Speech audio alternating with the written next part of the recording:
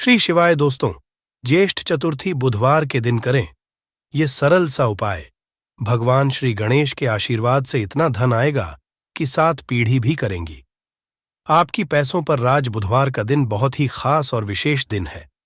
घर परिवार की सुख शांति समृद्धि की बढ़ोतरी, बिजनेस को अनजान खतरों से बचाने के लिए, जीवन के हर कदम पर सफलता हासिल करने के लिए भगवान श्री गणेश का आशीर्वाद हासिल करना चाहते हैं तो आपको इस ज्येष्ठ बुधवार के दिन उन सरल से उपायों को कर लेना चाहिए जो हमारे धर्मशास्त्र में लिखा हुआ है।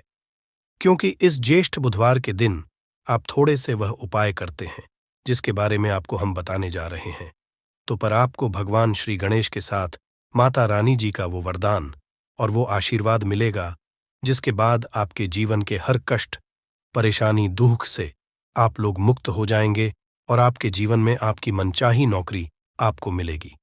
आपका बंद पड़ा व्यापार चल पड़ेगा। संतान की आपको हासिल ही होगी। जिस प्रॉपर्टी को आप खरीदने के लिए परेशान थे वह प्रॉपर्टी आपकी हो जाएगी। कुल मिलाकर जीवन के हर कदम पर आपको कामयाबी मिलेगी। दोस्तों, देखा गया है हर मांगलिक काम में देवी देवताओं की करने से पहले सबसे पहले भगवान श्री गणेश की पूजा जाती है। इसीलिए भगवान श्री गणेश को प्रथम पूज्य भी कहा जाता है। वैसे तो कई ग्रंथों में भगवान श्री गणेश को प्रथम पूज्य होने के कई कारण बताए गए हैं, परंतु आप अगर हर ग्रंथ को पढ़ते हैं तो सबका सारांश यही निकल करके आएगा कि भगवान गणेश की पूजा अगर किसी भी शुभ कार्य से पहले की जाए तो हमको उस कार्य में जरूर ही सफलता हासिल होती है। धर्मशास्त्र और पौराणिक ग्रंथों के किसी भी व्यक्ति ने ऐसे शुभ दिन, जिस दिन ज्येष्ठ नवरात्र एवं बड़ा बुधवार पड़ता है, इस दिन थोड़े से उपाय, पूजा पाठ भगवान श्री कर ली तो उस व्यक्ति को भगवान श्री गणेश के साथ साथ माता रानी जी का वो वरदान मिलता है, जिसके बाद वह व्यक्ति अगर मिट्टी को भी छू दे तो मिट्टी को सोना बना देता है। जिस कार्य को वह शुरू करेगा उसमें उसको सफलता मिलेगी। कुल मिलाकर उस व्यक्ति के जीवन से हर तरह की कठिनाइयां, समस्या अपने आप ही दूर हो जाएंगी और वह व्यक्ति कामयाबी की हर ऊंचाइयों को चढ़ता हुआ चला जाएगा। दोस्तों, ध्यान रखिएगा, ये बुधवार का दिन जो आया है ये पूरे 21 साल बाद आया है।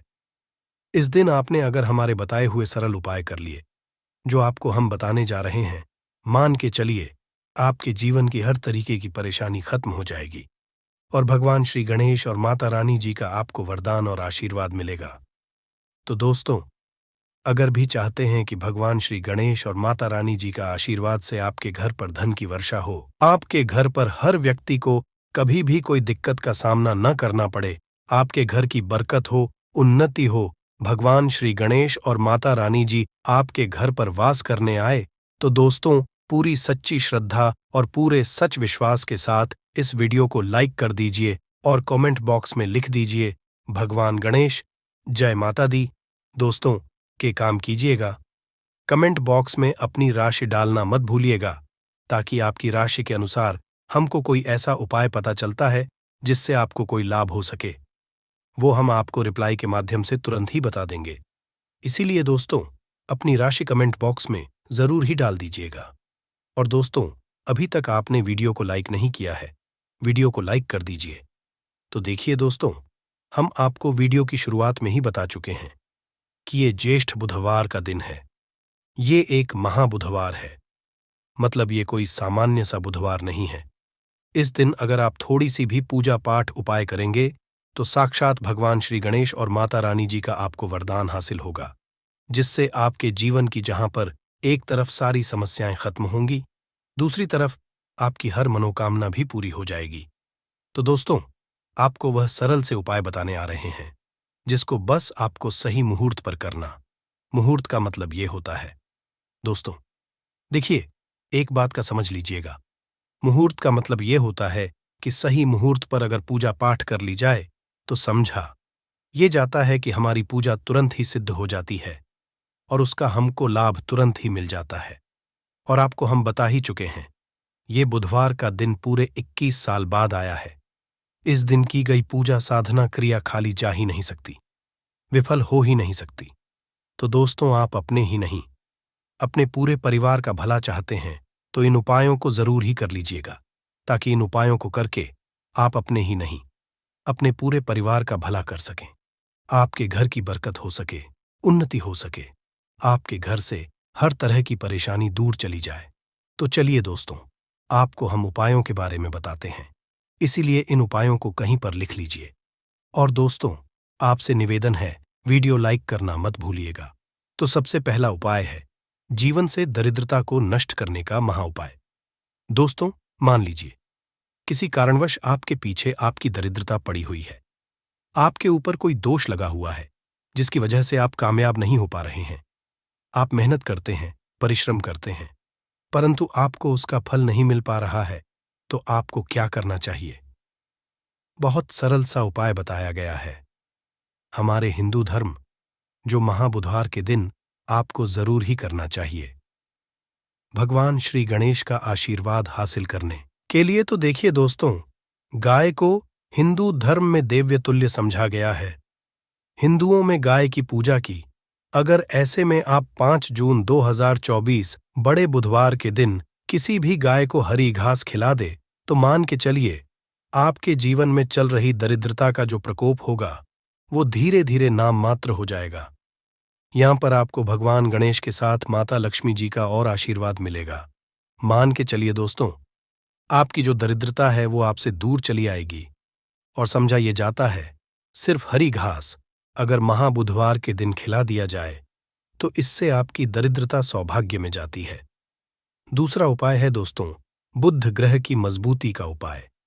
बुध ग्रह जिस भी व्यक्ति का मजबूत होता है, मान के चलिए दोस्तों, वह व्यक्ति किसी भी कार्य को शुरू करेगा। उस कार्य में उस व्यक्ति को सफल होने से कोई भी नहीं रोक सकता। तो अगर आप चाहते हैं कि आपका बुध ग्रह मजबूत हो जाए, तो एक महा उपाय हम आपको बताने वाले हैं। अरे जो बहुत सरल सा उपाय है और उसको आप करते हैं तो मान के चलिए जरूर ही आपका बुध ग्रह मजबूत हो जाएगा। आपके पूजा घर पर अगर भगवान श्री गणेश की मूर्ति है तो अच्छी बात है, मूर्ति नहीं है तो एक काम कीजिएगा, सफेद रंग की मूर्ति भगवान श्री गणेश की जरूर ही ले आइए। अब आपको करना यह है दोस्तों, गणेश की मूर्ति लाने के बाद आपको उनको सिंदूर से तिलक लगाना है और वही तिलक का आपको धारण कर लेना है। यही प्रक्रिया आपको प्रत्येक बुधवार को नहाने धोने के बाद करनी होगी। अगर प्रत्येक बुधवार को आप ये क्रिया करते हैं तो मान के चलिए जरूर ही आपका मजबूत हो जाएगा।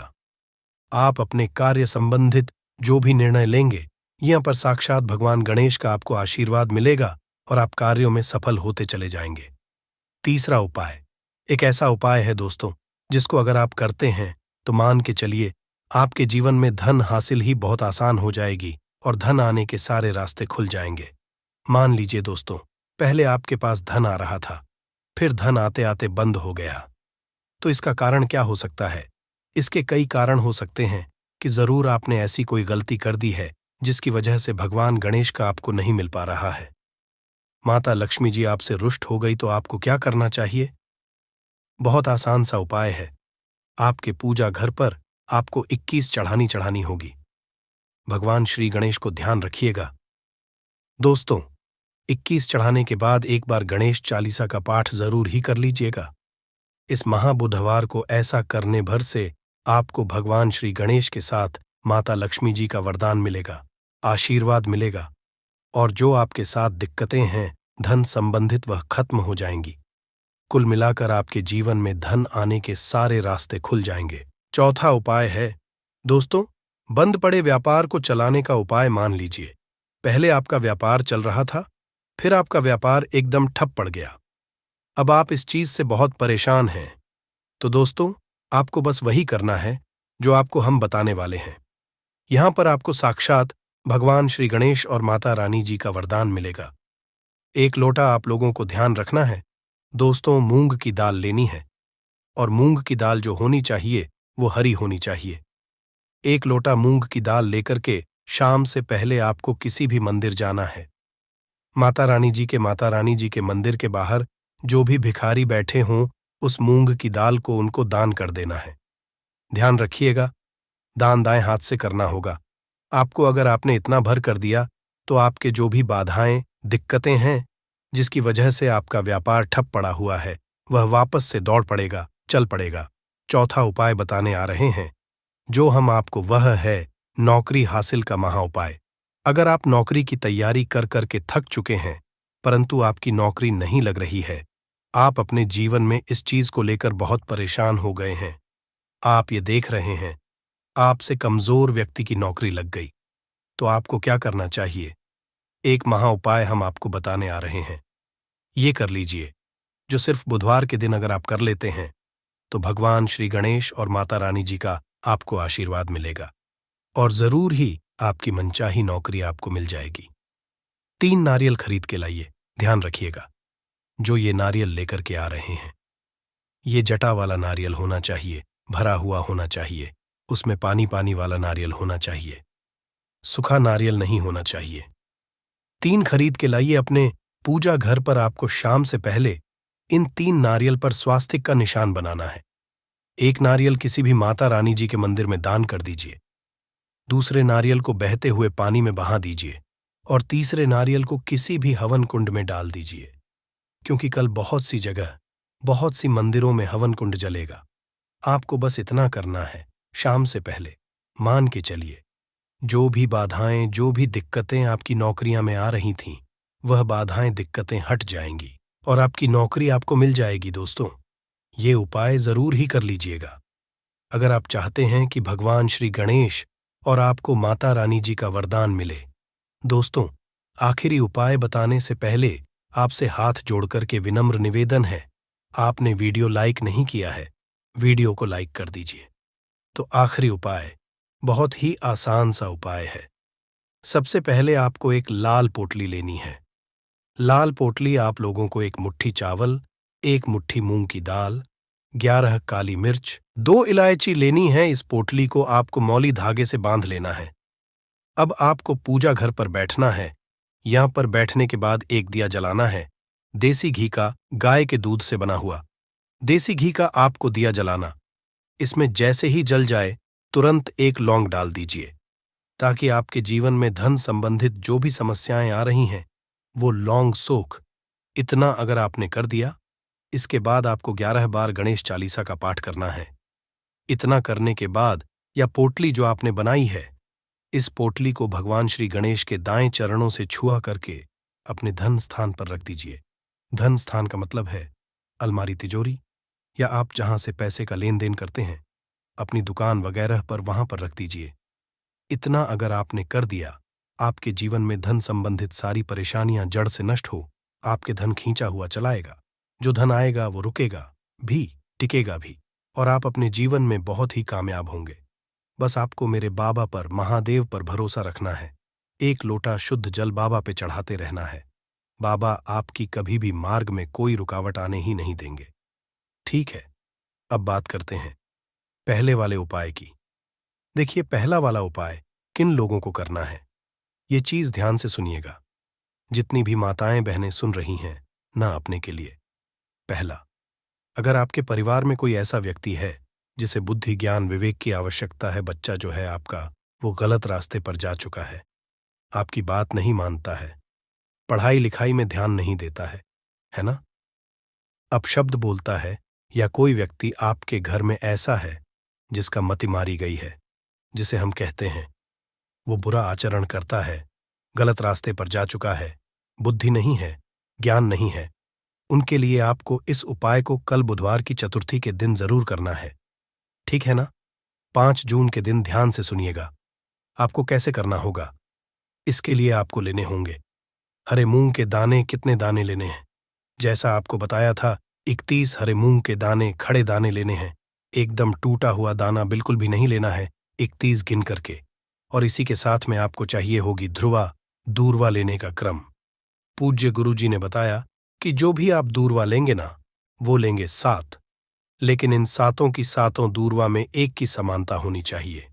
7 की 7 दूर्वा या तो आप 3 गांठों वाली ले लें, या फिर 7 दूर्वा 5 गांठों वाली ले लें, या फिर 7 दूर्वा आप 7 गांठ वाली ले लें। अब गांठ कैसे गिनी जाती है वो भी मैं आपको बता देता हूं। देखिए, जैसे कि यहां से पत्ती निकल रही है तो एक गांठ ये हो गई, है ना? यहां से पत्ती निकल रही है, एक गांठ ये हो गई, इस तरीके से आपको गांठें गिननी है जो दूर्वा आप लोगे। 7 दूर्वा, उन सातों की सातों दूर्वा में समान गांठें होनी ही चाहिए। ठीक है, 7 दूर्वाएं ले ली, 31 हरे मूंग के दाने ले लिए।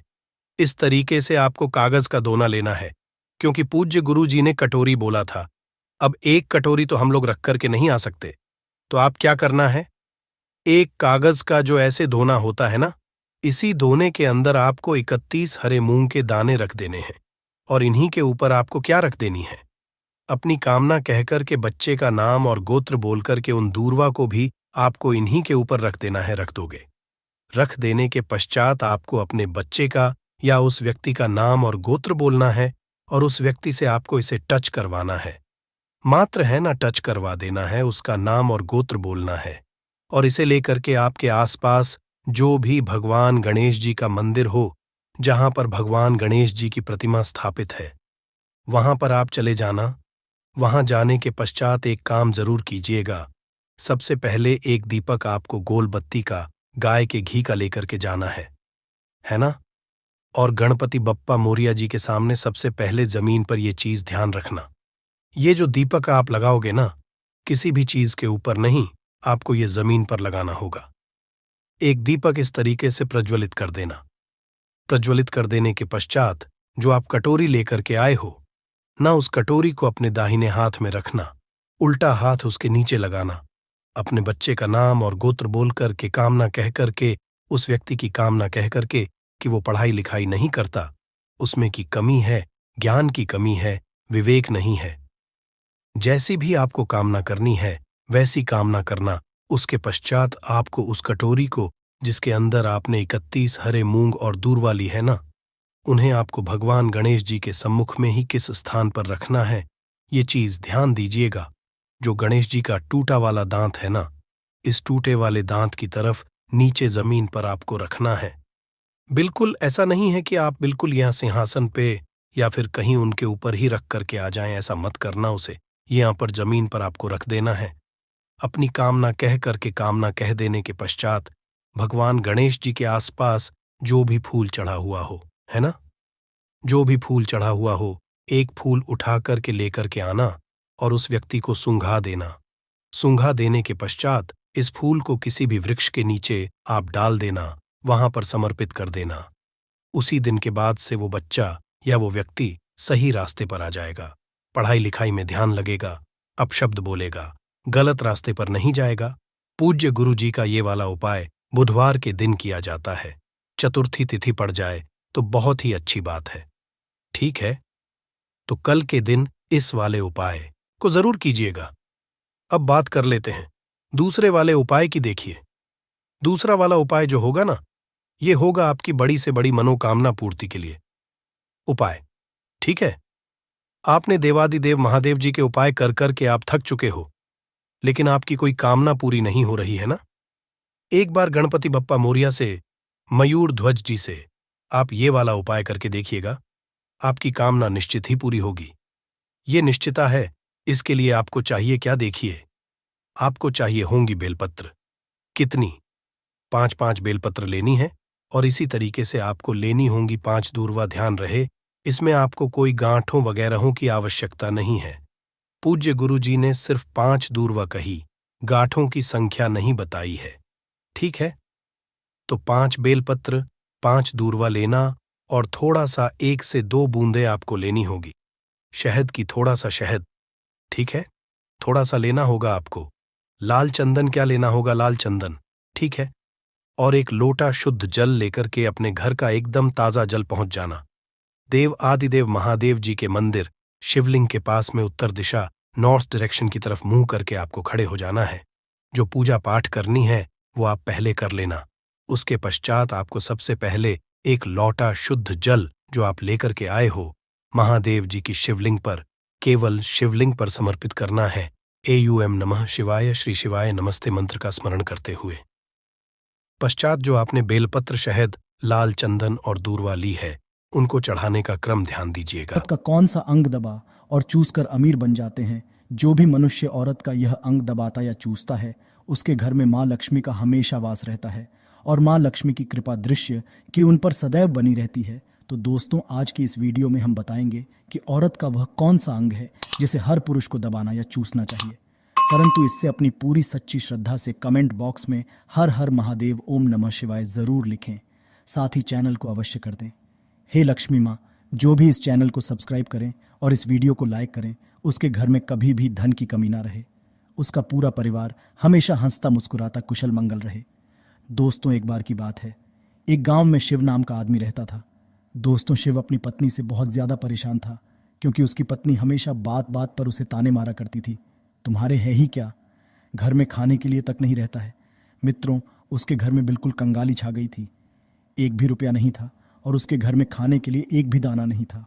मित्रों, एक तो घर में खाना नहीं, ऊपर से पत्नी के क्लेश से वह आदमी बिल्कुल परेशान हो गया था। उसे समझ नहीं आ रहा था कि मैं क्या करूं। मित्रों, एक दिन की बात है, शिव अपने घर से बाहर एक सुनसान रास्ते में निकल गया। वह सुनसान रास्ते में चल ही रहा था, तभी उसको अचानक एक संत तपस्या करते हुए मिले। वह के पास जाकर बैठ गया। जब संत जी अपना तप खत्म किए तो शिव संत जी के सामने रोने लगता है। संत जी पूछते हैं, पुत्र, तुम्हें क्या दिक्कत है? तुम क्यों रो रहे हो? आखिर तुम्हें दिक्कत क्या है? तब शिव संत जी को बताता है कि महाराज, मेरी एक पत्नी है जो कि मुझे रोजाना ताने मारती है। मैं गरीब हूं तो मैं क्या करूं? कितना भी कुछ करता हूं परंतु धन कमा ही नहीं पाता हूं। अभी तक छोटा धंधा था, वह भी पत्नी के क्लेश की वजह से चौपट हो गया है। वह दिन रात मुझसे झगड़ा करती है। अब तो मैं दाने दाने के लिए परेशान हो गया हूं। हमारे घर में खाने के लिए कुछ भी नहीं है, इसके अलावा पहनने के लिए वस्त्र भी नहीं है। परंतु मैं अपनी पत्नी को समझाता हूं कि वह मुझे ताने ना मारे, मुझसे झगड़ा ना करे, परंतु वह बिल्कुल भी नहीं मानती। संत जी, इसी वजह से मैं बहुत ज्यादा परेशान हूं। इसी वजह मैं घर छोड़कर यहाँ आया हूं। वह संत जी कहते हैं, रो मत बेटा, मैं तुम्हें यह काम बताने जा रहा हूं। तुम्हें औरत का सिर्फ यह अंग बेशर्म होकर कर दबा या चूस लेना है। अचानक तुम्हारे घर में धन प्राप्ति हो जाएगी, तुम देखते ही देखते अमीर बन जाओगे। संत जी कहते हैं, जो भी पुरुष औरतों का यह अंग दबाता या चूसता है, उसके घर में कभी भी धन की कमी नहीं रहती है और ना ही उसके घर में होती है। पर जो भी बिजनेस करता है उसमें हमेशा तरक्की होती है। संत जी ने कहा, अब मैं तुमको औरत का वह अंग बताने जा रहा हूं। इसे ध्यान से सुनना और अपने जीवन में इसे जरूर करना। तब शिव संत जी महाराज की बातें बहुत गौर से सुनता है और कहता है, जितना जल्दी हो सके मुझे यह बता दो। दोस्तों, तभी संत जी महाराज उसे आदमी को एक कहानी सुनाते हैं और बताते हैं, एक एक किसान रहता था, उसके बहुत सारे खेत थे जिस पर वह दिन रात मेहनत करता था। उसके घर में किसान और उसकी पत्नी रहा करते थे। उसे किसान और उसकी पत्नी में आपस में बहुत ज्यादा प्रेम था। उसके घर में किसी भी तरह की लड़ाई झगड़ा या क्लेश नहीं होता था। इसी वजह से उसके घर में सदैव मां लक्ष्मी का वास रहता था और उसके खेतों में इतनी ज्यादा पैदावार होती थी कि वह दिन प्रतिदिन और अमीर होता जा रहा था। उस किसान और उसकी पत्नी ने इतना प्रेम था कि आसपास के उन्हें देखकर जल जाया करते थे। धीरे धीरे उसके पूरे गांव के लोग जान गए कि किसान और उसकी पत्नी में बहुत ज्यादा प्रेम है। धीरे धीरे यह बात उसे नगर के राजा तक पहुंच गई। दोस्तों, किसान और उसके पत्नी की बात जब राजा के पास पहुंचती है तो राजा भी उसके प्रेम की काफी ज्यादा तारीफ करते हैं। वह सभी से बताते हैं कि हमारे नगर में एक किसान और उसकी पत्नी रहते हैं जिनमें कभी भी लड़ाई झगड़ा नहीं होते हैं। उन दोनों में आपस में इतना प्रेम है कि मैंने ऐसा अपनी जिंदगी में कभी भी नहीं देखा। एक बार की बात है, राजा पूरे नगर में दुग्गी पिटवाते हैं कि इस नगर में जितने भी लोग हैं वह सभी अपने घर में घी का दिया जलाएंगे। राजा की पत्नी पूछती है कि आप ऐसा क्यों कर रहे हैं, सबके घर में भी का दिया क्यों जलवा रहे हैं? राजा अपनी पत्नी की बात सुनकर कहते हैं, दीपक प्रेम की होता है। जिसके घर में घी का दीपक जलता है उसके घर में सदैव प्रेम बना रहता है और मैं चाहता हूं कि जो प्रेम किसान और उसकी पत्नी के घर में है वह हमारे पूरे नगर में रहे, पति और पत्नी के बीच। इसीलिए मैं हर घर में दीपक जलवाना चाहता हूं। दोस्तों, राजा के सैनिक जाते हैं और हर जगह नगर में डुग्गी पीट देते हैं और कहते हैं, सभी के घर में रात भर घी का दीपक जलाना।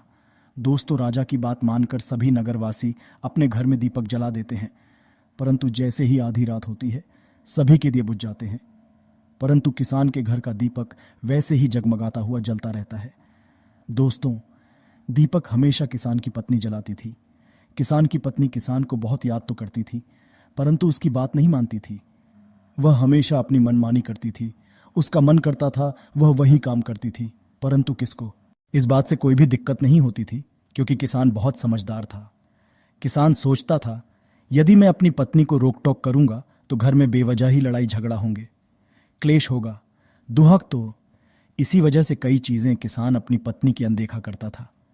किसान इस वजह से अनदेखा करता था कि उसके घर में प्रेम हमेशा बना रहे। एक दिन की बात है और रानी शाम के समय अपने महल में चढ़कर पूरे नगर का नजारा देख रहे थे।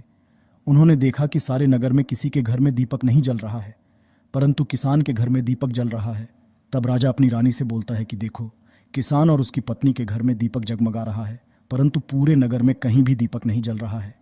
इसी से पता लगता है कि किसान और उसकी पत्नी में कितना प्रेम है। तब राजा की पत्नी राजा से बोलती है कि जो किसान और उसकी पत्नी में प्रेम है वह किसान की पत्नी की वजह से है, और इसी वजह से किसके घर में इतना ज्यादा प्रेम है। मित्रों, जब राजा रानी की बात सुनता है तो कहता है, नहीं, तुम्हारा सोचना गलत है। जो प्रेम किसान के घर में है वह उसकी पत्नी की वजह से नहीं है, बल्कि वह किसान की वजह से है। रानी, यहाँ पर किसान बहुत ज्यादा समझदार है, आपका सोचना गलत है, और यही वजह है जो कि उनके घर में कभी भी लड़ाई झगड़ा नहीं है। मित्रों, राजा कहता है किसान समझदार है, और रानी कहती है किसान की पत्नी समझदार है। दोस्तों, इसी तरह कुछ देर चलता रहा। राजा कह रहे थे किसान समझदार है, रानी कह रही थी किसान की पत्नी समझदार है। इसी बात को लेकर राजा और रानी के बीच काफी झगड़ हो गया। इसके बाद रानी ने राजा की दाढ़ी उखाड़ ली और राजा ने रानी को उठा उठाकर झूठवा पकड़ के पटका। इसके बाद राजा कहता है, हम लोगों को झगड़ा करने की जरूरत नहीं है, क्यों ना हम किसान और उसकी पत्नी की परीक्षा लेकर सारा दूध का दूध और पानी का पानी हो जाएगा। लड़ाई करने के बाद इस बात पर राजा और रानी दोनों सहमत हो गए और दोनों की परीक्षा लेने के लिए तैयार हो जाते हैं। तब राजा अपने महल में जाता है और एक पुरुष सैनिक को बुलाता है और पुरुष सैनिक से बोलता है कि तुम किसान के पास और जो प्रश्न मैं तुमसे बोल रहा हूं वह तुम सेठ को बोल देना। वह पुरुष सैनिक बोलता है, ठीक है महाराज। वह पुरुष सैनिक राजा की बात सुनकर किसान के पास जाता है। उसी समय किसान की पत्नी खेतों में गई थी, परंतु किसान की कुछ तबीयत ठीक नहीं थी, इस वजह से वह खेतों पर नहीं गया था।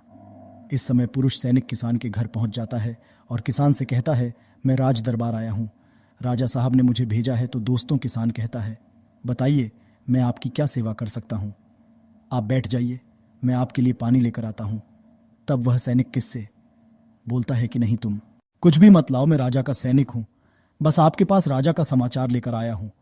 तब किसान कहता है, ठीक है सैनिक, आप मुझे बताओ राजा साहब ने मेरे लिए क्या समाचार भेजा है। सैनिक कहता है, किसान, राजा साहब ने यह बोला है कि यदि तुम अपनी पत्नी को छोड़ देते हो तो राजा जी आपको बहुत सारे हीरे जवाहरात और साथ में तुम्हारे जमीन से 2 गुना ज्यादा जमीन राजा जी आपको गिफ्ट में देंगे। इसके अलावा राजमहल का आधा हिस्सा भी आपको दिया जाएगा। परंतु जो सेठ ने जवाब दिया वह सुनने लायक है। सेठ ने कहा, राजा जी अपना पूरा राजमहल मुझे क्यों ना दे, परंतु मैं अपनी पत्नी को नहीं छोड़ूंगा। जाओ और अपने राजा से कह दो किसान ने ऐसा कहा है। सैनिक जाता है और राजा को सारी बातें बताता है। इस समय रानी वहां पर सैनिक की बात सुन रही थी। सुनने के बाद रानी ने कहा, आपने किसान की तो परीक्षा ले ली है, परंतु किसान की पत्नी की परीक्षा नहीं ली है। इस तरह से हम कैसे पता कर सकते हैं कि कौन समझदार है। इसके बाद रानी ने कहा, मैं भी किसान की पत्नी की परीक्षा लेना चाहती हूँ। जब दोनों की परीक्षा हो जाएगी तभी पता चलेगा कि कौन समझदार है। फिर रानी ने भी एक सैनिक बुलाया और कहा कि मेरी बात किसान की पत्नी को बोलना और याद रखना। ये बात तभी बताना जब किसान वहां पर ना हो। सैनिक ने पूछा कि रानी क्या बात बतानी है, वह तो बताओ। तो रानी ने सैनिक को सारी बात बता दी। सैनिक किसान के घर जाता है और उसके घर आवाज लगता है तो उसके घर से किसान की पत्नी निकल कर आती है। कहती है, बताओ क्या हुआ, क्यों ढिंढोरा पीट रहे हो। तो सैनिक ने कहा कि मैं राजमहल से आया हूं, मुझे रानी ने भेजा है। किसान की पत्नी ने कहा, बताओ किस लिए आए हो। तब सैनिक ने कहा, रानी ने बोला है यदि तुम अपने पति किसान को मार देती हो तो आपको बहुत सारे हीरे जवाहरात रानी आपको देंगी और साथ में राजमहल का आधा हिस्सा भी आपको मिलेगा। इसके अलावा जितनी भी आपकी ज़मीन है वह तो आपकी रहेगी ही, परंतु उसका 2 गुना ज़मीन भी रानी आपको देगी। ये बात सुनकर किसान की पत्नी तैयार हो जाती है। कहती है, ठीक है, यदि मुझे इतना कुछ रानी साहिबा देंगे तो मुझे मंजूर है, मैं अपने पति को मार दूंगी। तब सैनिक पूछता है कि रानी को कैसे पता चलेगा कि आपने अपने पति को मार दिया है। तब किसान की पत्नी बोलती है, मेरे घर में जो दीपक जल रहा है, जब मैं किसको मार दूंगी तो उसे बुझा दूंगी, तभी आपको पता चल जाएगा कि मैंने किसान को मार दिया है। अब सैनिक किसान की पत्नी की बात सुनकर राजमहल जाता है और रानी को सारी बात बताता है। किसान की पत्नी की बात सुनकर रानी बहुत अचंभित हो जाती है। राजा और रानी को स्त्री जात से नफरत होने लगती है। उसी समय राजा नगर के सभी लोगों को बुलाता है और कहता है कि मैं चाहता हूं कि मेरे और मेरे पत्नी की वजह से किसान की जान ना जाए। तुम लोग ऐसा करो, उसे किसके घर जाओ और सारी बातें बता दो और उसे किसको बचा लो, वरना किसान की पत्नी उसे मार देगी। इधर सैनिक किसान के घर जाते हैं और सोचते हैं कि किसान की पत्नी किसको तो रात में मारेगी और दिया बुझाएगी। इससे पहले ही हम किसान के घर में पहुंच जाते हैं, किसान को बचा लेते हैं। मित्रों, जैसे ही राजा के सैनिक किसान के घर पहुंचते हैं तो देखते हैं कि किसान तो मरा पड़ा हुआ है। तो सैनिक किसान की पत्नी से बोलते हैं कि तुमको तो किसान को रात में मारने के लिए बोला गया था, परंतु आपने अभी किसान को क्यों मार दिया? तब वह किसकी पत्नी बोलती है कि किसान को तो मुझे मारना ही था, रात में तो मुझे सिर्फ दिया ही बुझाना था, इसलिए सेठ को तो मैं दिन ही मार दिया है। सभी सैनिक तुरंत ही किसान के घर से दौड़े दौड़े जाते हैं और राजा रानी को सारी बातें बताते हैं। राजा और रानी क्रोध से आग बबूला हो जाते हैं और दोनों को स्त्री जात से घृणा होने लगती है। इसके बाद राजा और रानी किसान की पत्नी को बंदी बनाकर लाने के लिए अपने सैनिक से कहते हैं। सैनिक जाते हैं, किसान की पत्नी को बंदी बनाकर ले आते हैं। राजा किसान की पत्नी से पूछ, ऐसा तुमने क्यों किया? तुम लालची औरत हो, तुम्हें पैसों से प्यार है। तभी किसान की पत्नी ने जवाब दिया और बताया कि मुझे तो किसान को पहले ही मारना था, वह तो मैं कोई बहाना ढूंढ रही थी, क्योंकि किसान की आदतें बहुत खराब थी, वह मेरे साथ बहुत खराब किया करता था। तो राजा ने कहा, ऐसा क्या करता था? किसान की पत्नी ने जवाब दिया, वह मेरे नाक का उत्तरी हिस्सा उंगली से हमेशा दबाया करते थे। इसके अलावा किसान एक काम और मेरे साथ करता था, वह है किसान मेरे कान का पिछला हिस्सा अक्सर अपनी जीभ से